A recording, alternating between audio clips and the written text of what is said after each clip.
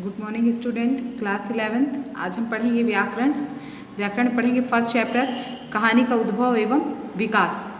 तो कहानी का उद्भव कैसे हुआ और उसका विकास क्रम कैसा है, उसके बारे में आज हम पढ़ेंगे। कहानी हिंदी की लोकप्रिय विधा है। हिंदी कहानी के उद्भव और विकास में भारत के प्राचीन कथा साहित्य, पाश्चात्य कथा साहित्य एवं लोक कथा साहित्य का समृद्ध प्रभाव देखा जा सकता है। संस्कृत तथा अन्य प्राचीन साहित्य में रची गई गद्य कृतियों में भी हिंदी कहानी के बीच निहित है। सरस्वती पत्रिका के प्रकाशित होने के पूर्व गजाधर सिंह ने बाढ़ रचित कादम्बरी को एक बड़ी कहानी के रूप में अनुदित किया था। आधुनिक युग में कहानियों का आरंभिक रूप इन अनुदित रचनाओं में स्पष्ट रूप से प्रकट हुआ। यह अवश्य है कि जिसे आधुनिक अर्थ में कहानी कहते हैं, उसका वस्तु और शिल्प प्राचीन कथाओं से सर्वथा भिन्न है। कहानी का स्वरूप एवं तत्व। कहानी में मानव जीवन की किसी एक घटना अथवा व्यक्तित्व के किसी एक पक्ष का मनोरम चित्रण रहता है। कहानी में मानव जीवन की किसी एक घटना अथवा व्यक्तित्व के किसी एक पक्ष का मनोरम चित्रण रहता है। समझ में आया कि कहानी में मानव जीवन की कोई एक घटना होगी और या तो व्यक्ति के कोई व्यक्तित्व का एक पक्ष का मनोरम चित्रण, जो मन को प्रसन्न करने वाला, मन को अच्छा लगने वाला चित्रण प्रस्तुत कर रहता है। उसका उद्देश्य केवल एक ही एकान्वित प्रभाव को उत्पन्न करना होता है, जबकि उपन्यास का क्षेत्र कहीं अधिक व्यापक होता है। और उपन्यास का क्षेत्र जो है वो व्यापक होता है, उसमें विविध प्रकार के चरित्र अपनी छटा दिखाते हैं, जबकि कहानी में एक ही चरित्र के किसी विशेष पक्ष का उद्घाटन होता है। एक ही चरित्र का व्यक्ति होता है और उसके एक ही चरित्र नायक होता है और उसके किसी एक विशेष पक्ष का उद्घाटन होता है। उपन्यास और कहानी का अंतर समझने के लिए प्रेमचंद का निम्नलिखित वक्तव्य सबसे अधिक प्रयुक्त होता है। कहानी ऐसी रचना है जिसमें जीवन के किसी एक अंग या किसी एक मनोभाव को प्रदर्शित करना ही लेखक का उद्देश्य रहता है, और उसके चरित्र, उसकी शैली, उसका कथा विन्यास कभी उसी एक भाव को पूर्ण करते हैं। और उपन्यास की इस भांति उसमें मानव जीवन का संपूर्ण बृहद रूप दिखाने का प्रयास नहीं किया जाता है, और न उसमें उपन्यास की भांति सभी रसों का सम्मिश्रण होता है। वह ऐसा रमणीय उद्यान नहीं जिसमें भांति भांति के फूल, बेल बूटे सजे हुए हैं, बल्कि वह एक गमला है और जिसमें एक ही पौधे का माधुर्य अपने समुन्नत रूप में दृष्टिगोचर होता है। जिस प्रकार गमला जो है, गमले में एक ही प्रकार का फूल होता है, पौधा होता है, और वह अपने फूल से जो है सुंदरता बढ़ाता है, और वो है कहानी।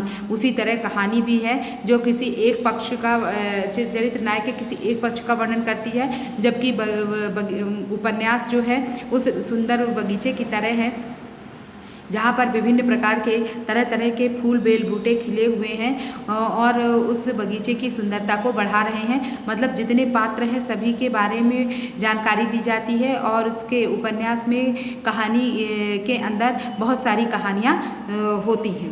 कहानी की परिभाषा विभिन्न विद्वानों ने अपने अपने ढंग से दी है, जिनमें से कुछ निम्नानुसार है। सभी विद्वान जो है अपनी अपनी परिभाषा देते हैं। कहानी घटनाओं का वह सुसंबद्ध क्रम है जो पाठक को किसी परिणाम तक पहुँचा सके। कहानी घटनाओं का वह सुसंबद्ध क्रम है जो पाठक को किसी परिणाम तक पहुंचा सके। ये फास्टर की परिभाषा है। इला चंद्र जोशी की परिभाषा, जीवन का चक्र नाना परिस्थितियों के संघर्ष से उल्टा सीधा चलता रहता है। इस सुबृहद चक्र की किसी विशेष परिस्थिति की स्वाभाविक गति का प्रदर्शन कहानी में होता है। कहानी तो एक भूख है जो निरंतर समाधान पाने की कोशिश करती है। जैनेन्द्र कुमार, ये जो परिभाषाएं हैं इन्हें आप अपनी नोटबुक में लिखेंगे और इसे याद करेंगे। कहानी तो एक भूख है जो निरंतर समाधान पाने की कोशिश करती है। जो आपको इजी लगती है उसे लिख लीजिएगा। कहानी जीवन की प्रतिछाया है और जीवन स्वयं एक अधूरी कहानी है। और जीवन क्या है? एक अधूरी कहानी है। कहानी के तत्व कितने होते हैं? इस तरह अब आपने जाना कि विभिन्न विद्वानों के अनुसार कहानी की परिभाषा।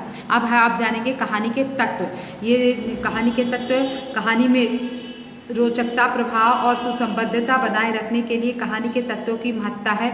यद्यपि कहानी का विकास विविध रूप में हुआ है और होता जा रहा है, फिर भी कुछ तत्व ऐसे हैं जो न्यूनाधिक सभी प्रकार की कहानियों में पाए जाते हैं। ये जैसे कथानक, पात्र या चरित्र चित्रण, कथोपकथन, देश काल, उद्देश्य और भाषा शैली, ये कहानी के तत्व हैं।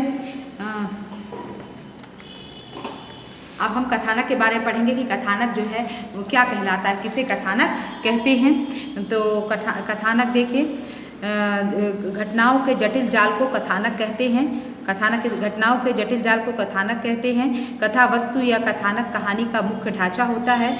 इस बीज को जीवन से ग्रहण कर लेखक अपनी सजग कल्पना के सहारे उनके वक्तव्य रूप को रोचकता से मंडित करता है। साधारणतः पाठक का मन इसी के कारण कहानी में बंध जाता है। कहानी का कथानक जीवन के एक अंग, एक अंश, एक घटना, एक मनोदशा, एक विचार, एक प्रसंग, एक विशिष्ट वातावरण से संबंध होना चाहिए तथा गौण या अवान्तर का संयोग नहीं होना चाहिए। मतलब कथानक क्या कहलाया? कथानक है घटनाओं के जटिल जाल को कथानक कहते हैं। कथानक कहते हैं घटनाओं के जटिल जाल को। कथा वस्तु या कथानक कहानी का मुख्य ढांचा होता है। कथा वस्तु या कथानक के बिना जो है कहानी नहीं हो सकती, इसलिए कथानक जो है कहानी का मुख्य ढांचा है। इसी बीज को जीवन से ग्रहण कर लेखक अपनी सजग कल्पना के सहारे उसके व्यक्ति रूप को रोचकता से मंडित करता है। जो इसी चीज़ को कथानक को लेकर ही जो कहानीकार होता है वह अपने जो व्यक्ति रूप जो उसकी कल्पना है उसे व्यक्ति रूप में उसे रोचकता प्रदान करता है और उसे प्रकट करता है। साधारण पाठक का मन इसी के कारण कहानी में बंध जाता है और इसी कारण जो पाठक पढ़ रहा होता है उसका मन उसमें लगा रहता है। कहानी का कथानक जीवन के एक अंग, एक अंश, एक घटना, एक मनोदशा, एक विचार, एक प्रसंग, एक विशिष्ट वातावरण से संबंध होना चाहिए तथा गौण या अवान्तर का संयोग नहीं होना चाहिए। इसके बाद आता है पात्र या चरित्र चित्रण। पात्र या चरित्र चित्रण। कथा का विकास पात्रों के द्वारा ही होता है। चरित्र चित्रण के लिए कई प्रणालियाँ अपनाई जाती हैं। सबसे सामान्य प्रणाली है लेखक द्वारा पात्र का प्रत्यक्ष वर्णन। लेखक के द्वारा पात्र का प्रत्यक्ष वर्णन इससे अच्छी प्रणाली है कि लेखक अपनी ओर से पात्र की अच्छाई बुराई ना बताते हुए क्रियाकलाप के द्वारा उसका चित्रांकन करे।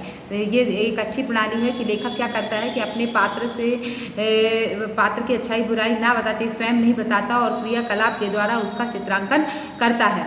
कभी कभी कथोपकथन के द्वारा भी पात्रों के व्यक्तित्व का उद्घाटन किया जाता है। कथोपकथन के द्वारा भी उनके व्यक्तित्व का उद्घाटन किया जाता है। पात्रों के व्यक्तित्व की संक्षिप्त, स्पष्ट और संकेतात्मक अभिव्यक्ति कहानी का उल्लेखनीय गुण है। श्रेष्ठ कहानी लेखक ना तो पात्रों पर अपने व्यक्तित्व का आरोप करता है और ना चरित्रों को आकस्मिक घटनाओं पर निर्भर ही रखता है, क्योंकि इनके आश्रय से चरित्रांकन में अस्वाभाविकता और एकरसता आदि दोष आ जाते हैं। इसके बाद है कथोपकथन। संवाद से कथानक को गति मिलती है। इससे पात्रों की संवाद से कथानक को गति मिलती है। इससे पात्रों की चारित्रिक विशेषताएं प्रकट होती हैं। संवाद छोटे पात्रों के अनुरूप भंगिमा युक्त एवं मार्मिक होने चाहिए। कहानी के सौंदर्य वृद्धि में संवाद का निश्चित योग रहता है। संवाद रहित कहानियों में उपयुक्त प्रभाव उत्पन्न नहीं हो पाता।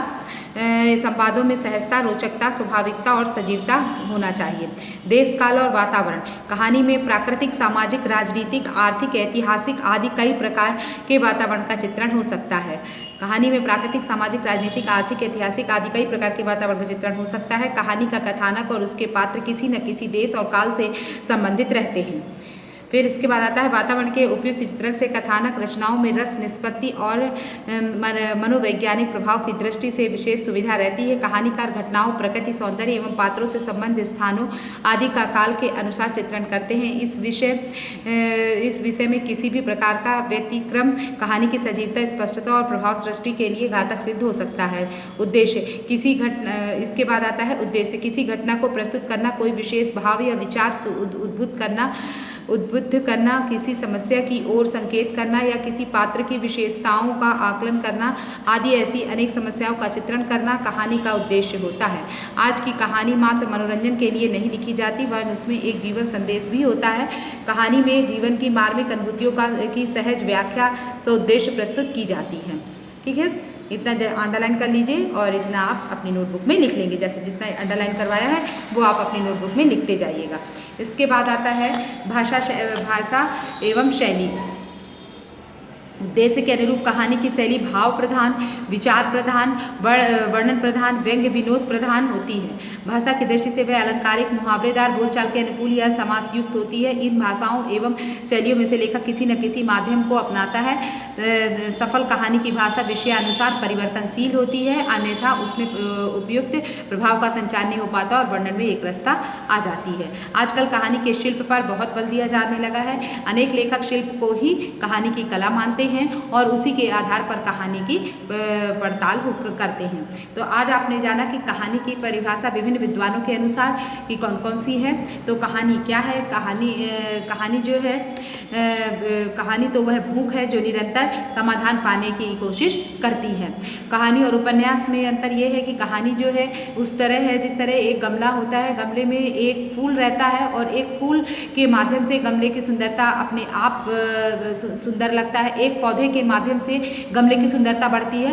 लेकिन जो उपन्यास है वो एक बगीचे के समान है जो विभिन्न प्रकार के रंग बिरंगे फूलों से उसकी सुंदरता को बढ़ाती है। फिर इसके बाद जाना कहानी के तत्वों को। कहानी के तत्व होते हैं 6 और उन 6 तत्वों के बारे में हमने जानकारी हासिल की कि कथानक कैसा होना चाहिए, पात्र और चरित्र चित्रण, कथोपकथन, देश काल और वातावरण, उद्देश्य एवं भाषा शैली, इनके बारे में आज हमने जानकारी हासिल की है। आपको जो भी डाउट हो डाउट क्लास में पूछ लीजिएगा।